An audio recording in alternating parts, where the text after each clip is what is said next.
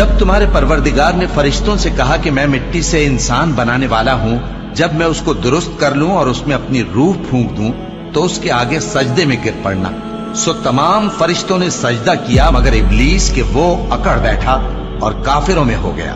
اللہ نے فرمایا کہ اے ابلیس، جس شخص کو میں نے اپنے ہاتھوں سے بنایا اس کے آگے سجدہ کرنے سے تجھے کس چیز نے منع کیا؟ کیا تو غرور میں آ گیا یا اونچے درجے والوں میں تھا؟ بولا کہ میں اس سے بہتر ہوں کہ تو نے مجھ کو آگ سے پیدا کیا اور اسے مٹی سے بنایا۔ فرمایا بس یہاں سے نکل جا، تو مردود ہے اور تجھ پر قیامت کے دن تک میری لعنت پڑتی رہے گی۔ کہنے لگا کہ میرے پروردگار، اچھا تو مجھے اس روز تک کہ لوگ اٹھائے جائیں مہلت دے۔ فرمایا کہ تجھ کو مہلت دی جاتی ہے اس روز تک جس کا وقت مقرر ہے۔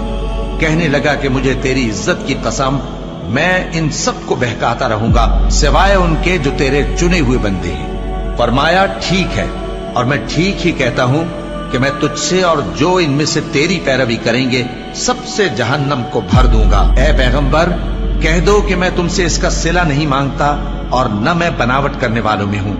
یہ قرآن تو اہل عالم کے لیے نصیحت ہے اور تم کو اس کا حال کچھ وقت کے بعد معلوم ہو جائے۔